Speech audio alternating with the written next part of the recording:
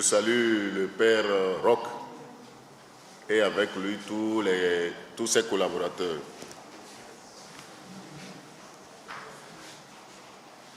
Je m'associe aussi à votre prière de tout à l'heure, que je fais mienne, surtout pour toutes les victimes innocentes. Mais en priant pour les enfants avortés à risque d'avortement, il faut aussi prier pour la conversion de leur Hérode. Parce que tant que le bourreau est là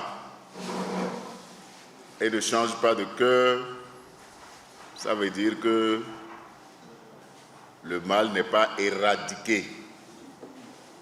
Donc je voudrais vous inviter à ajouter à votre prière la conversion pour les Hérodes. Alors, nous abordons un sujet qui, contrairement à ce qu'on pourrait penser, vise la destruction de la famille et de la société avec comme point d'ordre la destruction de la femme. La femme comme l'ennemi numéro un à la population, à la procréation, à la vie. Vous savez que la femme est désignée comme la source de la vie. Et tout ce qui touche à la vie fait référence à la femme.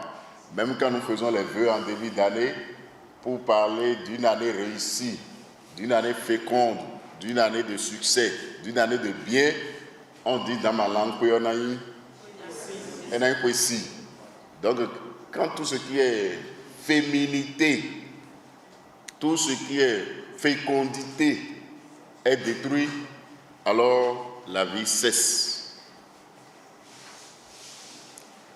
En parlant comme ça, je sais que je vais choquer la sensibilité. Je vais choquer les sensibilités et c'est la pure raison. Vu que quand on détruit la fertilité et la fécondité de la femme, on tue toute la société. Alors, d'entrée de jeu, j'adresse mes avertissements aux femmes. Vous êtes l'ennemi numéro 1 de la nouvelle éthique mondiale. De quoi devons-nous parler? Le boom démographique dans le sud du Sahara, atout ou frein au développement. Le concept de boom, quand on dit boom là, vous pensez à quoi? Ce n'est pas qu'explosion, hein? C'est une explosion à l'image d'un cataclysme, un débordement apocalyptique. C'est-à-dire, ce n'est pas contenu et ce n'est pas contrôlé. C'est-à-dire, il faut que ce soit clair. Ce n'est pas contenu et ce n'est pas contrôlé. C'est-à-dire, on ne peut pas mesurer. Est-ce que vous vous imaginez qu'on dise que les habitants de ce monde ne sont pas connus ni contrôlés? Je vous pose cette question très bête. On ne connaît pas l'effectif du monde? On connaît, ce n'est déjà pas un boom. Parce que ce n'est pas incontrôlé. Et est-ce qu'on ne connaît pas chaque citoyen de chaque nation? Ce n'est pas non plus un boom. Si c'était un boom, ça veut dire que ce n'est pas connu et ce n'est pas contrôlé. C'est un peu comme quand, vous voyez, quand il y a un fleuve volcanique, on n'en a pas beaucoup au Bénin, gloire à Dieu. Quand il y a un fleuve volcanique, on ne mesure pas l'intensité, en dépit de toutes les prévisions, on ne mesure pas l'intensité ni les dégâts que cela pourrait provoquer. Mais on dit que notre accroissement démographique est à l'image d'une fleuve volcanique, c'est-à-dire non contenu, non contrôlé. Du point de vue donc littéraire, du point de vue du langage, du point de vue conceptuel, c'est déjà faux. C'est déjà faux. Il faudrait qu'on se mette d'accord sur les concepts pour pouvoir bien évoluer. De vous à moi, cette exagération est-elle acceptable? Un petit jeu pour démentir et sortir des idées reçues. La procréation ou le nombre d'enfants sur 2 générations. Vos grands-parents, vos parents et vous. Nous allons procéder à un petit jeu et j'ai besoin de 3 volontaires. 3 volontaires. Minimum pour respecter le genre et l'inclusion. Une femme, 2 hommes ou 2 femmes, 1 homme. Volontaire, j'ai dit. Et vous allez voir, mes chers amis, comment nous mentons allègrement et nous sommes aveuglés. Alors, je ne sais pas si vous savez, votre grand-papa, d'accord? Il avait combien d'enfants? Je ne sais pas. Bon, passez le micro à un autre. Qui sait? Je veux quelqu'un qui sait. Combien d'enfants avait son grand-papa? Toi, ton grand-papa avait combien d'enfants? Mon grand-papa avait 5 enfants. 5? Oui. Ton papa en avait combien? 7. Et toi, tu as combien? Oui, il y a 3. Tu as déjà 3. Oui. Bon, il dit déjà 3. Lui ne rentre pas dans mon schéma. Non, c'est bon. Il ne rentre pas dans mon schéma, mais je vais vous expliquer. Non, reste là, parce que ça fait une exception. Grand-papa avait combien d'enfants? 14. Grand-papa avait 14. Suivez bien. Ça répond à ce que je veux. Papa avait combien? 7. Papa avait 7. Toi-même, tu as combien? J'ai 3. Voilà le schéma typique de ce que je veux. Parce que c'est mon cas. Mon grand-papa en avait 16. Mon papa en a 10. Je ne prends pas mon cas parce que je n'en ai pas. C'est pourquoi je dis je ne peux pas me proposer, mais elle répond à mon schéma. Un autre, venez, madame. Grand-papa te dit dans bien carreau. Eye enewedo. Buda sinabi. Dokpo. Dokpo. Eye le schéma tu mets. Dis-le. Bon, toto yo na bien kadi. Papa, j'ai dit plus de 12. Et j'ai plus de 12. C'est déjà bon. Bon, oui, des sous mes tout. Ah non, la zone bien qu'il y a 10 dons. Aîné. Voilà. Bon, on ne va pas continuer. Ce que je veux vous dire, vous avez déjà la réponse. Avec moi-même et ma chérie qui était tout à l'heure ici. Qu'est-ce que je veux dire? Je veux dire, du point de vue statistique, déjà dans nos familles, généalogie, ça va décroissant. Décroissant. Ça va décroissant. Moi, mon grand-papa en avait 16. Et mon grand-papa, c'était le modèle même de l'Africain. Il avait 16 avec ses femmes. Ne regardez pas le prêtre qui parle, ne regardez pas le chrétien que vous êtes. Nous parlons ici de science. Ça n'a rien à voir avec la Bible. C'est fini, faites cette page. Mon papa en a 10.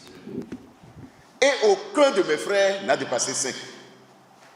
Aucun de mes frères n'a dépassé 5. Et les garçons, et les filles, et les hommes et les femmes, aucun d'eux n'a dépassé. Ça veut dire quoi? Ça veut dire que la pyramide se rétrécit à la base. Répondez-moi, est-ce qu'il y a boom démographique?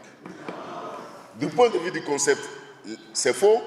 Du point de vue statistique ou sociologique, c'est faux. On est d'accord? Et on va continuer notre petit exercice. À cette étape, on peut déjà affirmer, dans le cas de la population mondiale en général et de la population en Afrique en particulier, que le boom démographique est un leurre, une insulte monumentale à l'intelligence humaine. Vous voyez, même les Blancs qui nous disent qu'il ne faut pas avoir d'enfants. Vous prenez une famille française des années 1900, ils étaient 10 par famille. Tous les missionnaires que nous avons eus au Bénin, les Blancs là qu'on a eu là, les prêtres là qu'on a eu là, demandez-leur combien ils étaient par famille. Si vous avez des curés blancs, même retraités aujourd'hui, demandez-les. Mon père, vous étiez combien en famille? Ils vont vous dire on était 10. On était 15. Et c'est une seule femme. Hein. Et aujourd'hui, nous on trouve que, en fait, il y a beaucoup d'enfants. On ne fait rien. C'est un mensonge. C'est même du cynisme intellectuel que de raconter ces cours-là. Une affirmation purement mensongère, archi-faux. D'ailleurs, tous les arguments, sinon la plupart des arguments, militent aujourd'hui contre le boom démographique. Je vais vous lire quelques preuves, je vais vous donner quelques preuves à travers cet ouvrage. Le crash démographique, de la fatalité à l'espérance. Et vous allez voir aujourd'hui tout ce qui freine la naissance, les naissances. Page 39. On va voir, et vous allez voir, hein, ça vous concerne vous tous, ce n'est pas un secret.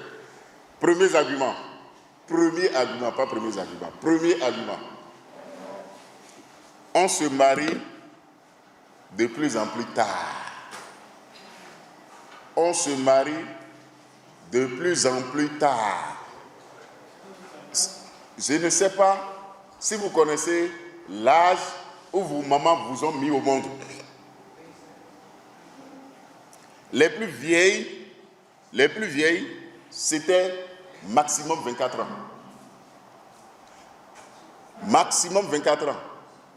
Aujourd'hui, elles ne sont même pas encore fiancées. Vous êtes d'accord avec moi? Donc, premier critère pour vous dire que on met moins d'enfants au monde. Le moins, je vais vous expliquer ça plus tard, je ne vais pas anticiper. Parce que la fertilité d'une femme, vous voulez la connaître? La fertilité d'une femme va de 14 à 28 ans. 14 à 28 ans. Après, vous rentrez dans les grossesses à risque. Et après les grossesses à risque, c'est quoi? C'est que vous faites des enfants avec des tares, c'est-à-dire des maladies. Et qu'est-ce qui se passe? On passe le temps à chercher le travail et on trouve l'argent pour chercher l'enfant. Vous avez vu la chaîne? Et il y en a qui, hélas, ont la ménopause précoce. Vous savez qu'on peut commencer la ménopause déjà à 35 ans. Hein? Et même plus tôt, s'il y a des traumatismes. S'il n'y a pas de traumatisme, la ménopause précoce, c'est au moins 35 ans. Maintenant, ça peut être tout tôt parce qu'il y a des traumatismes. Ça veut dire que tu as connu des chocs affectifs. D'accord? Donc, le premier argument, on se marie de plus en plus tard. Et ça, dites-moi que ça ne se vérifie pas avec vous et entre nous ici. Moi, je regarde mes neveux, des gens qui ont fini l'université, et j'ai dit, mais là, vous comptez en rien. Il dit, tonton, ce n'est même pas mon souci. Et ça existe dans toutes les familles. Mon père regarde mes neveux à Porto-Novo. Tous ont fini l'université. Il y a des gens.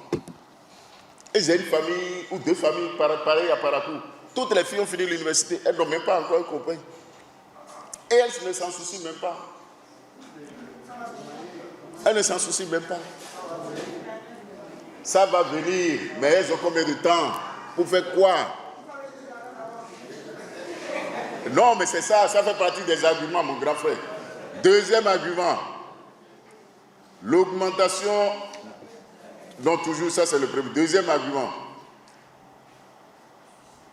les gens se marient moins qu'avant. On a dit tout à l'heure qu'on se marie tard, les jeunes sont désintéressés par le mariage. On se marie moins qu'avant. C'est ce qu'on appelle la chute de la nuptialité. Le premier, on se marie de plus en plus tard parce que l'espérance de vie a augmenté. Je suis un prêtre, je suis un bon chrétien comme vous, je ne veux pas vous offenser. Même la Vierge Marie, là, elle a accouché Jésus à quel âge? Mes chers amis, c'est entre 14 et 16. Hein? Il faut demander à l'exégèse qui vient de partir, c'était entre 14 et 16. Aujourd'hui, on va vous dire, comment vous appelez? Mineur, jogo jogo, kete kete, on va dire tout ce qu'on veut. Non. C'est ça. Pardon? C'est ça, devant la loi. Devant la loi, ce n'est pas normal. Mais mes chers amis, la biologie ne connaît pas la loi. Hein. Il y a plusieurs types de lois. Il y a la loi civile, mais il y a la loi biologique. La loi de la nature, mes chers amis, ne nous attend pas. Hein. Non, non, non, la loi de la nature ne nous attend pas. Donc, deuxième argument, on se marie moins qu'avant. Et ça, c'est important pour nous parce que, hélas, dans nos maisons, la gangrène est entrée dans nos maisons.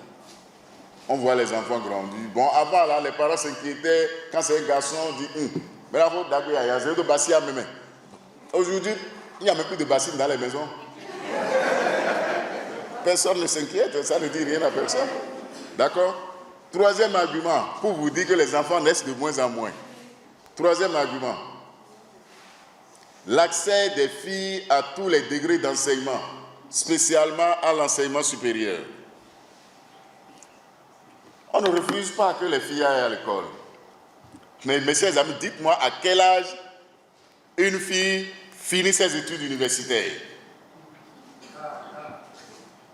Ça, là, ce n'est pas une date, ce n'est pas un âge. À quel âge?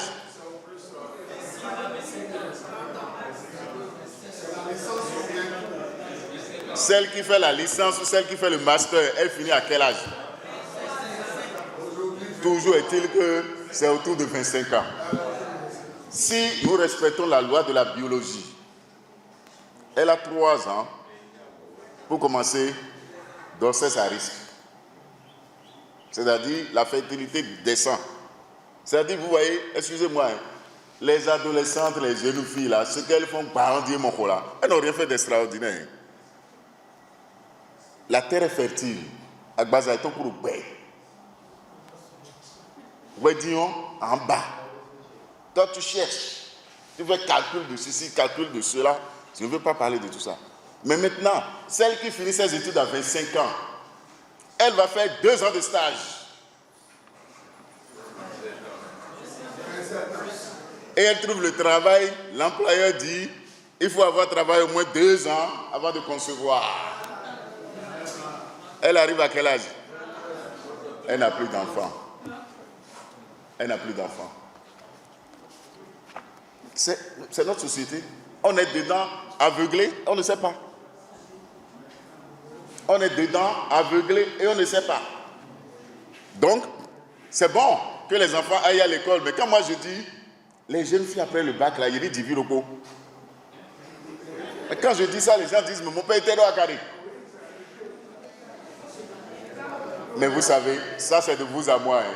C'est la joie, ces enfants-là sont la joie des pépés et des ménés. On crie, je ne t'ai pas mis à l'école, pourquoi tu t'occupes d'un homme, je ne t'ai pas mis à l'école, pourquoi tu...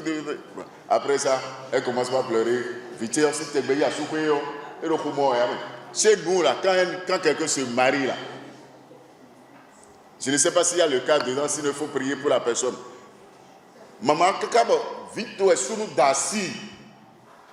Beaucoup de faux, beaucoup de faux. Mais on va donner.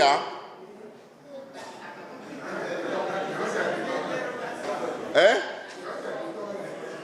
Vous comprenez la suite? Donc, c'est pour vous dire, c'est bon que les enfants aillent, les filles aillent à l'école, mais il faut aussi se tenir compte que les longues études jouent. Je vous ai dit, la seule chose qui ne nous attend pas, la loi naturelle ne nous attend pas. Ça, la loi naturelle ne connaît pas de chrétiens, ne connaît pas de musulmans, ne connaît pas de vaudoucis, ne connaît pas d'athées, ne connaît pas de... Il est bon, il est mauvais. La loi naturelle, elle est irréversible. D'accord? Et quand elles étudient, c'est comme je vous ai expliqué, elles veulent avoir accès au marché de l'emploi. Et quand on a accès au marché de l'emploi, on veut avoir une certaine indépendance que confère les rémunérations. Et cette indépendance-là, c'est la recherche du confort et du luxe. Et dans le diplôme, elle aura le diplôme, elle va chercher l'emploi, elle veut une belle maison, une belle voiture, et c'est après tout ça qu'il faut parler d'un bonhomme. Et malheureusement, quel est le problème? Si j'étudie avec une fille, on a le même diplôme. On a les mêmes pouvoirs financiers. Vous croyez que moi je vais la prendre? Et non, ce que je vous dis là, moi ce n'est pas le prêtre qui vous parle, c'est la réalité sociologique. C'est la réalité sociologique. Déjà que les femmes épargnent mieux que les hommes. Et pendant qu'on étudie, on a une petite bourse. Et on a quelqu'un de gloire. Il y a quelqu'un qui a d'abord, mais on dit que tu vas foutre ton zimide. Je ne peux même pas la cotiser. Et c'est ça, et c'est tout ça qui fait que on n'a pas laissé la question du boom. C'est pour vous expliquer tout ce qui freine. Très bien, il n'y a aucun boom. Donc on ne parlera même pas de boom. Il n'y a aucun boom.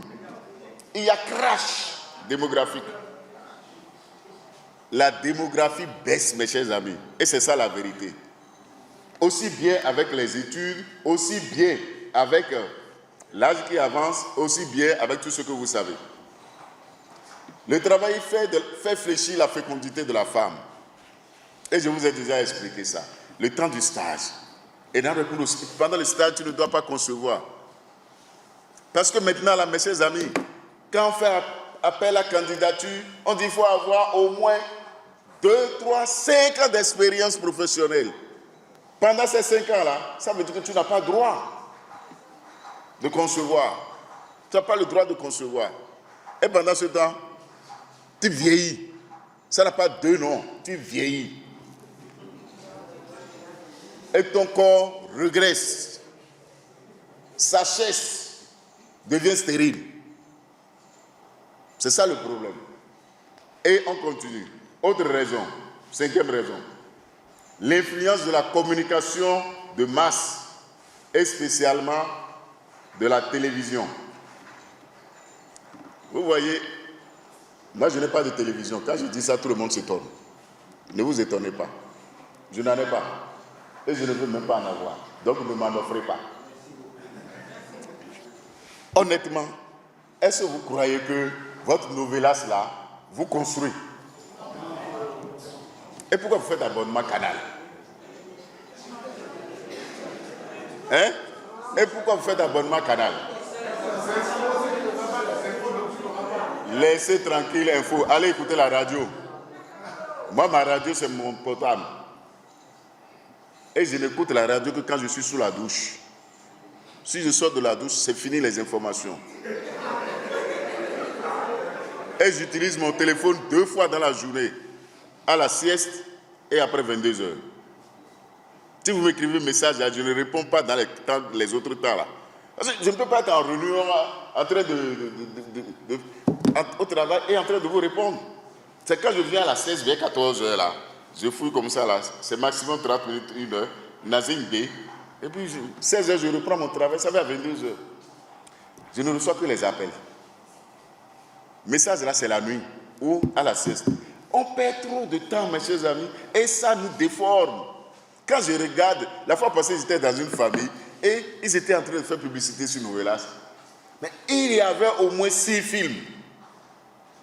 Rêve brisé, La maison d'à côté, Midonnassé. La maison d'en face, c'est notre d'à côté. Vous voyez? Ben je dis, et ils ont le temps de regarder tout ça là. Mais ça, on va dire. Et vous savez ce qu'on appelle? Ça vous formate le mental. Ça vous formate le mental. Le papa qui cherche la femme de son fils. 2 sœurs qui convoitent le même garçon. C'est ça qui vous avance.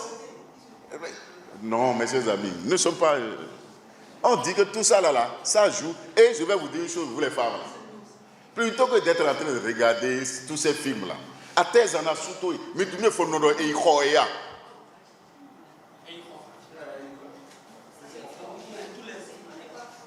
C'est-à-dire, moi je réfléchis dans ma langue.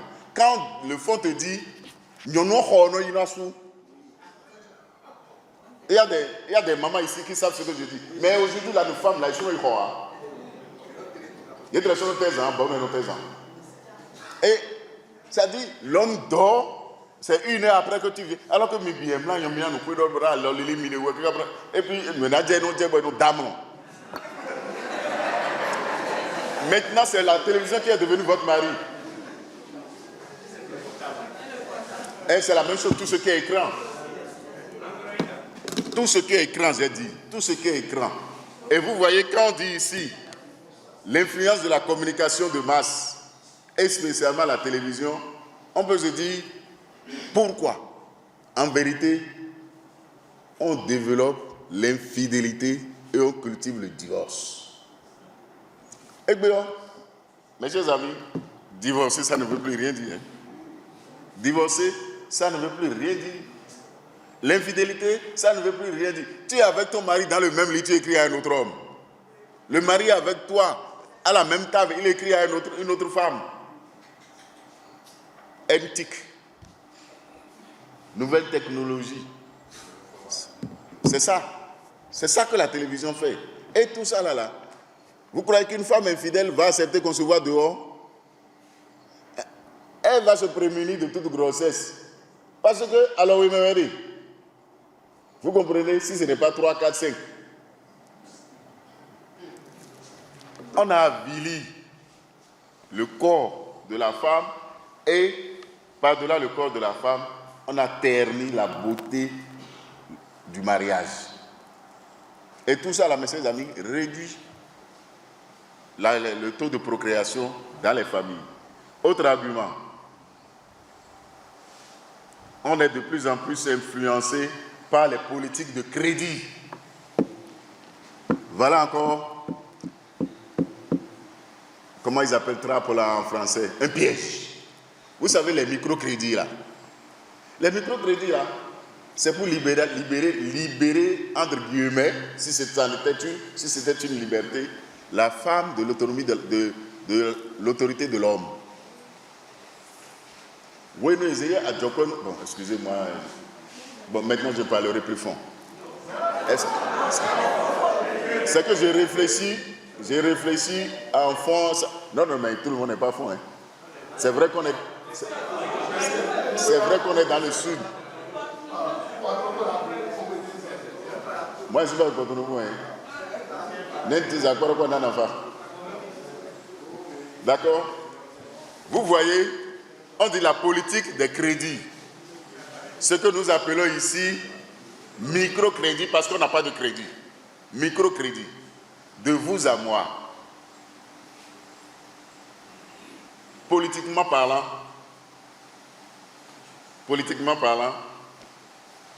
on ne fait que détruire nos familles.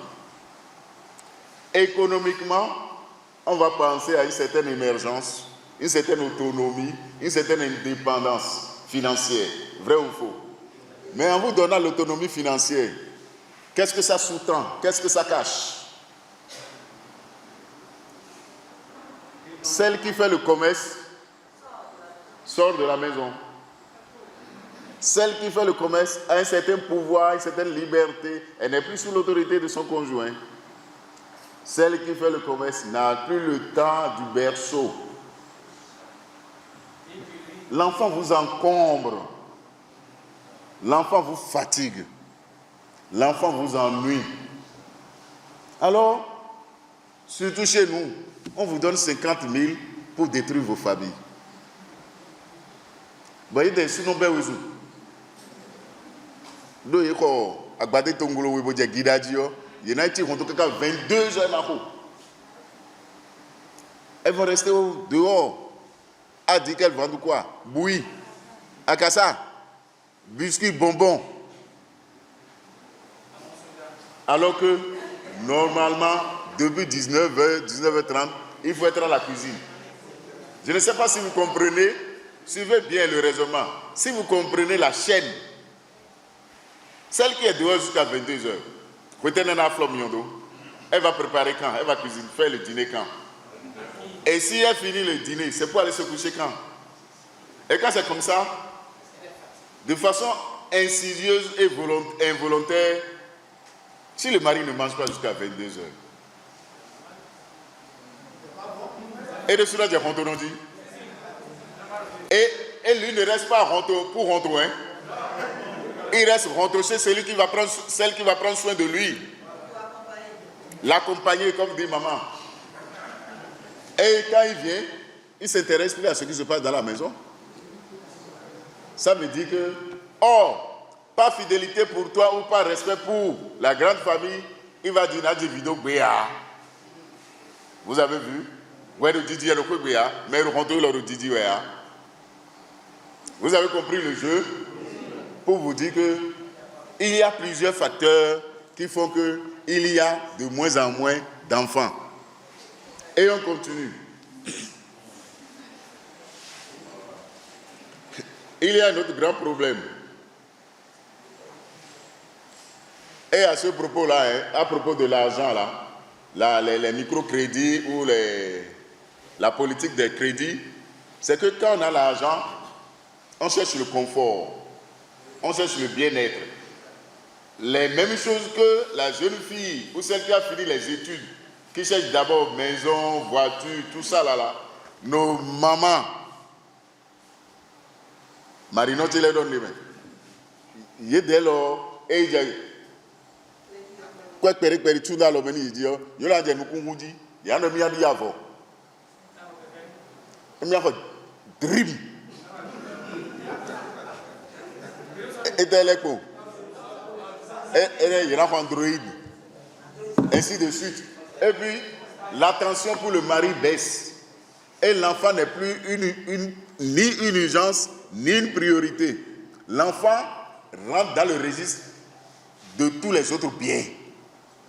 C'est-à-dire, je ne sais pas si vous comprenez le schéma. Il faut finir de chercher l'argent. C'est comme les jeunes filles. Je cherche d'abord mon travail avant de parler de mari. Ou alors on dit, il y en a souvent des boumés à main. Azoté ou il y a soutien. Azoté ou divine. Sur 12 élèves, 9 étaient des étrangers en France. Sur 12. Vous savez ce que ça veut dire? Ça veut dire que toi-même nous descendons. Il n'y a plus de vrais Français. Donc vous voyez pourquoi il parle de débordement migratoire excessif, écrasant. C'est-à-dire que tous les mots sont significatifs. Parce qu'en démographie, on peut faire des prévisions à peu près sûres à 30 ans. Mais nous sommes en 2015. 30 plus 2015, c'est 2045. Donc c'est demain en réalité. Le problème, il n'est pas dans 3000 ans, il est dans 3, 4 décennies. Et c'est la raison pour laquelle il faut réagir maintenant. D'ailleurs, ce que je propose, ce n'est pas de larguer les bombes atomiques sur l'Afrique. Ce que je propose, c'est un plan Marshall massif pour le développement de l'Afrique. Un plan conditionnel, mais quand même qui soit contrôlé, comme d'ailleurs le fait le Fonds monétaire international. Et voilà. Il propose un plan Marshall pour l'Afrique. Comme le fait, si vous voulez bien, comme le fait le Fonds monétaire international. Ça veut dire que, messieurs amis, même pour faire le prêt à nos États, on les conditionne. Pourquoi c'est pour les États faire écouter la loi sur la loi? Il est forcé. Si on ne va pas lui faire le prêt, on ne va pas lui faire le prêt. Ah, lui, il a des projets, il a un programme. Donc, pour faire ça, il a besoin de prêt. Et les autres, pour te prêter, ils disent la condition. Tu libéralises l'avortement, tu fais ceci. Et tenez-vous bien tranquille, même le mariage homosexuel viendra sur vous. Et vous ne pouvez rien. Si vous ne pouvez rien, pas tout. D'accord? Donc, et l'insulte qu'il nous fait, il dit que le débordement est dans 45 ans. Et les 45 ans, là, c'est demain. Il dit, ça fait 3 fois 5. Excusez-moi, 3 fois 15, combien il a dit? 3 fois 15. Donc il dit que c'est demain. Il a fait son calcul. Donc vous voyez, quand nous on dort, les autres projets de la population déjà de l'Afrique. Quand on dort, on projette déjà la population. Et c'est que dans 45 ans, les autres vont disparaître. Alors nous allons se multiplier. La population africaine est jeune.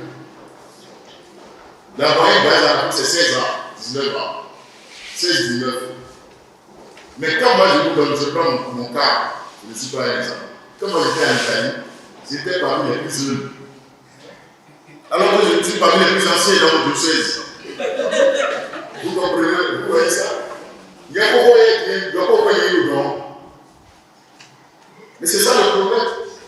Parce que tous ceux qui rencontrent ces 60, 70, 80 ans, et toi tu es encore 45, 50. Donc pourquoi nous? Donc c'est ça que l'auteur dit ici. Il dit que dans 45 ans, l'Afrique va les submerger. Alors il faut prévoir déjà très tôt un plan Marshall. L'idée est supprimée au besoin. Et il ajoute, comme le fait le Fonds monétaire international, les banques, les structures financières ont commencé déjà. Et le pape Jean-Paul II a dénoncé ça dans plusieurs discours. Les gens pour nous faire les prêts, ils exigent des conditions. Et entre autres conditions, il ne faut pas avoir beaucoup d'enfants. Oui. Et attendez ce que vous dites là. Même la gratuité ici, c'est nous, là, c'est aller là-bas. Même les micro-crédits, à vous, il y a un gros là. Parce que ça veut dire que tout l'argent pour nourrir les enfants. Ah oui? Si on nous donne 50 000, 1000 pour y avoir 50 000.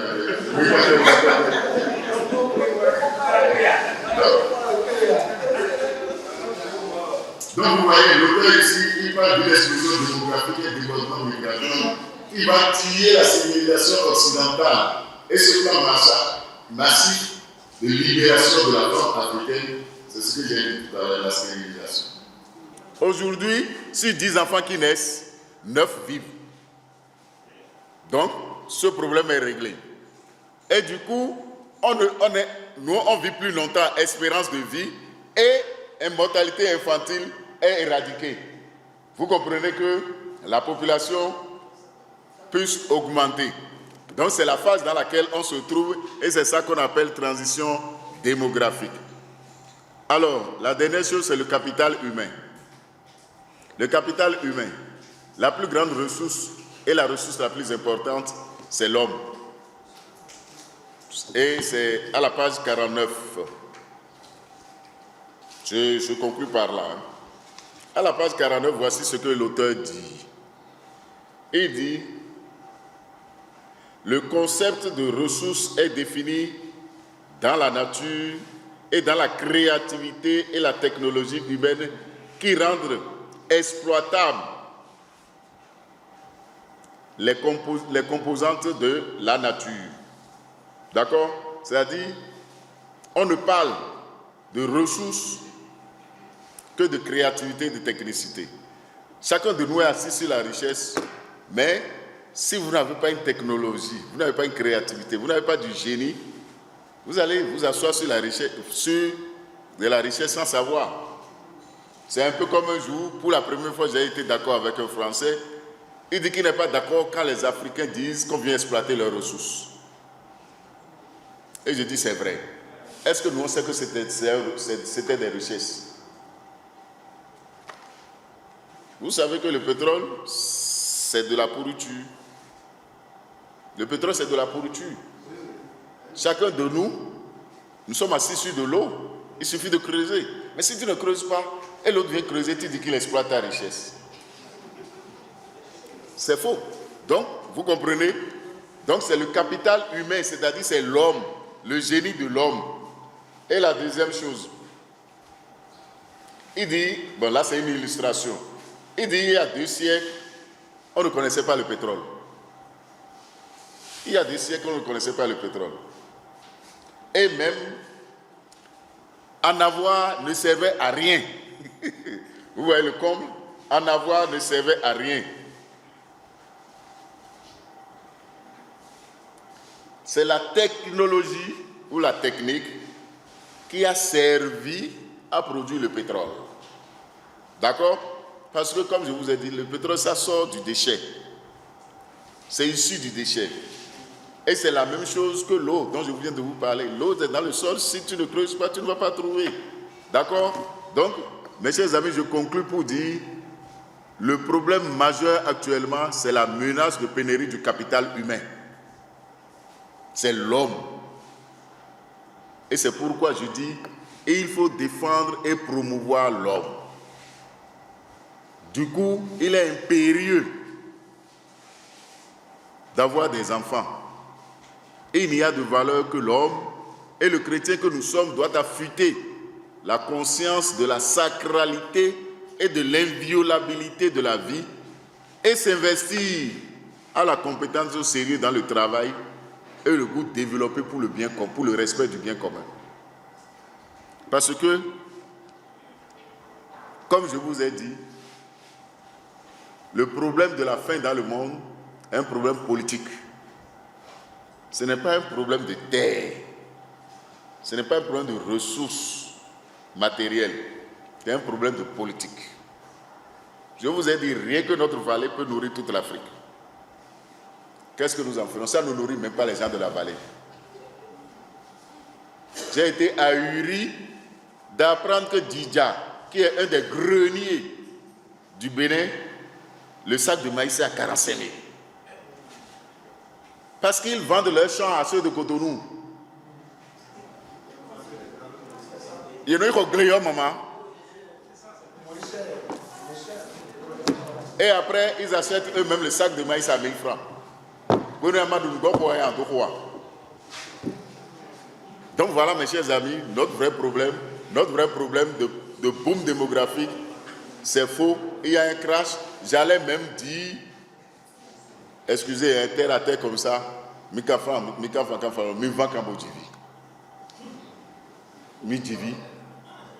parce que les maisons sont vides. Vous voyez, je suis heureux d'avoir certaines mamans, et vous les mamans là, c'est à vous que je parle. Je suis heureux d'avoir les mamans ici là. Vous avez vos petits-fils à la maison. Les maisons sont vides. Vous allez vivre plus longtemps si vous avez les petits-fils qui vous dérangent. Ah oui, on vit plus longtemps et en bonne santé. Vous savez le problème, le problème c'est quoi? C'est que quand tu te réveilles le matin, maman, ça là, ce n'est pas ma causerie. Tu te réveilles le matin, mais flidi. Nous ne pouvons pas vous faire il trop loin que tu te beau 2 jours. Vous êtes d'accord avec moi, non? Tu as oublié ta douleur. L'enfant qui pleure, l'enfant qui doit manger, l'enfant qui joue, si tu t'en occupes, tu t'oublies. Alors que quand tu n'as personne à la maison, tu es là à regarder la télévision, tu ne vois même pas la télévision, c'est la télévision qui te regarde. Et puis, tu es tout le temps à regarder la montre parce que tu te dis, je dois prendre mes médicaments à midi.